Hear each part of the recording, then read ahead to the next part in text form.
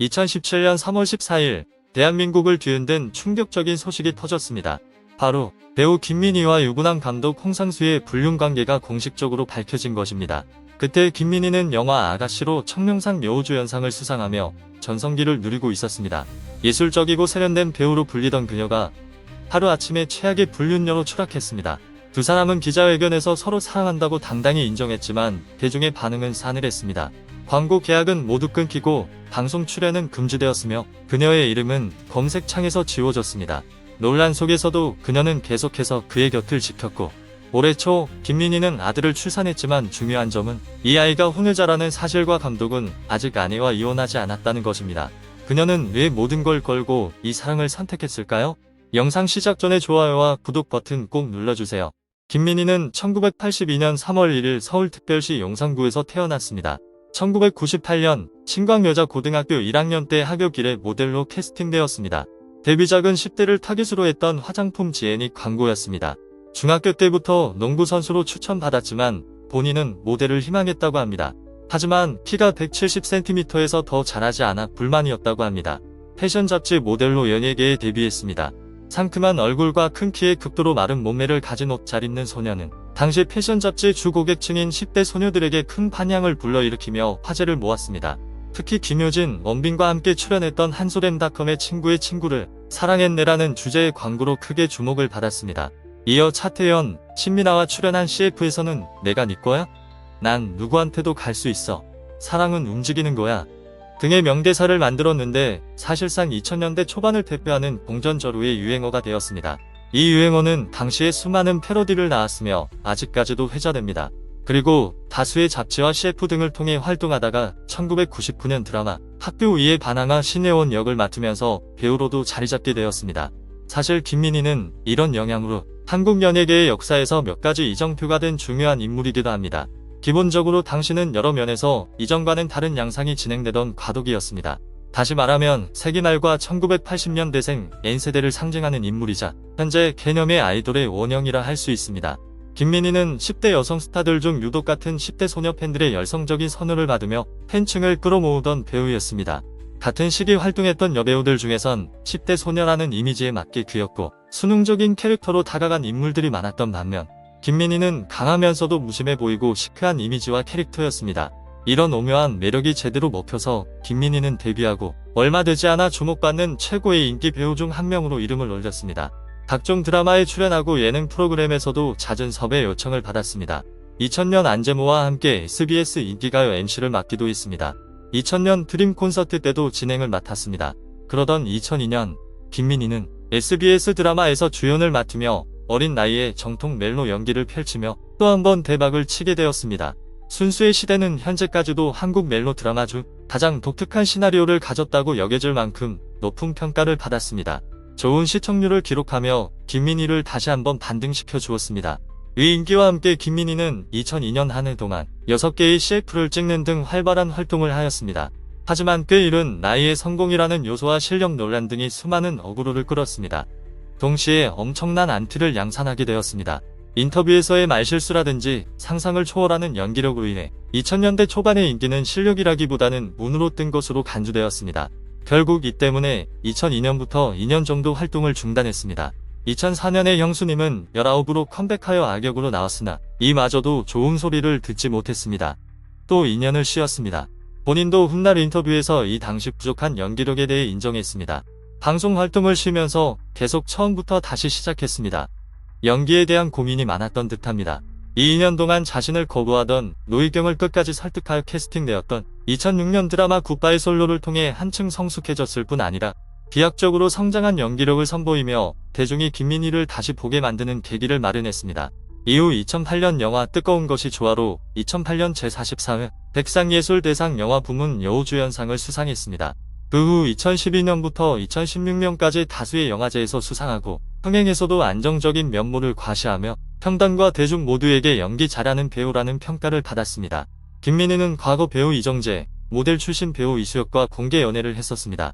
그 뒤 2013년 4월 한 인터넷 매체에서 조인성과의 파파라치 사진을 공개하면서 열애를 인정했습니다.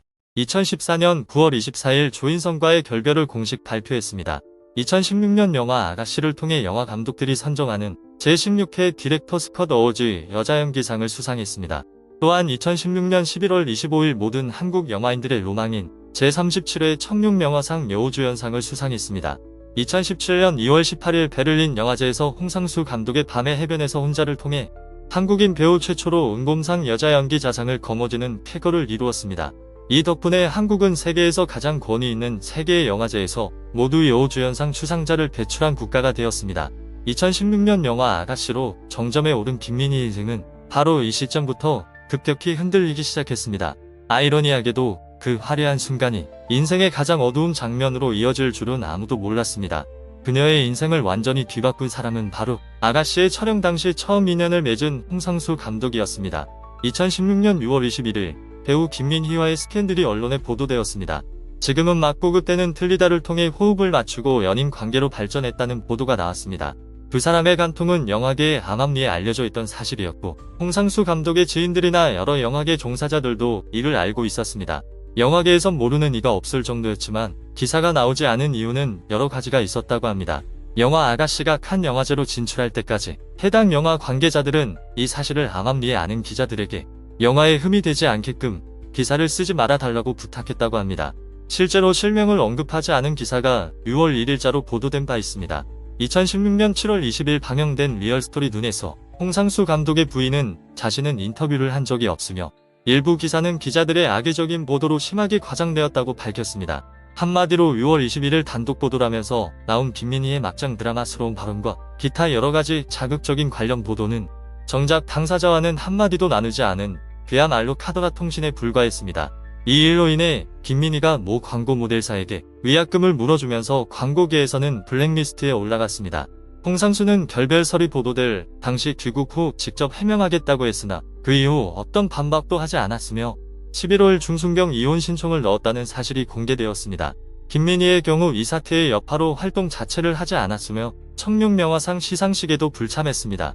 청룡영화상 이후로 한간에 김민희가 청룡영화상 여우주연상 트로피를 거절했다는 루머가 돌았으나 김민희 측 관계자의 말에 따르면 이는 사실이 아닙니다.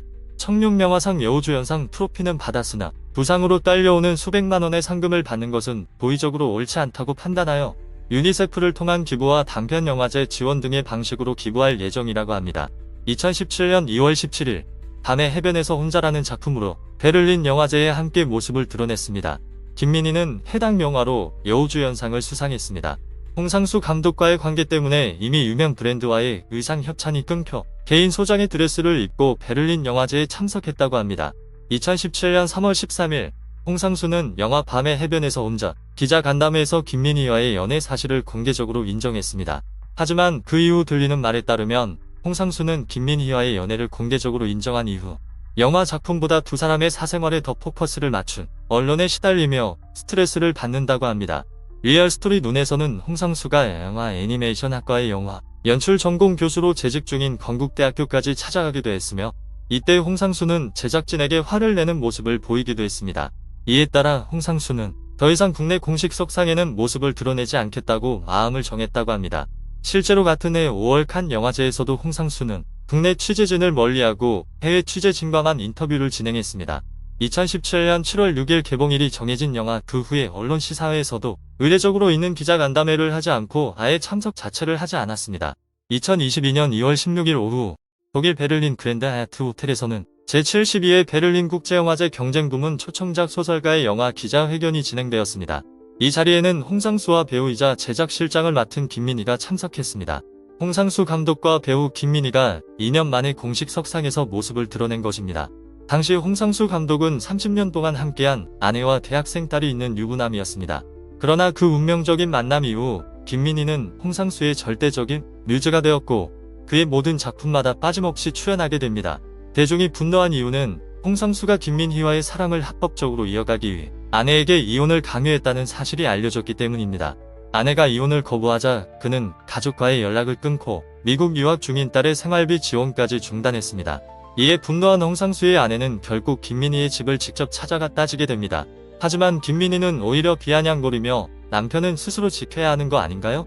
남편을 잘 돌보지 못한 건 당신 잘못이에요 라고 말했습니다. 이후 두 사람은 한국 사회의 거센 비난을 피해 미국으로 건너가 조용히 결혼식을 올렸다고 전해졌습니다.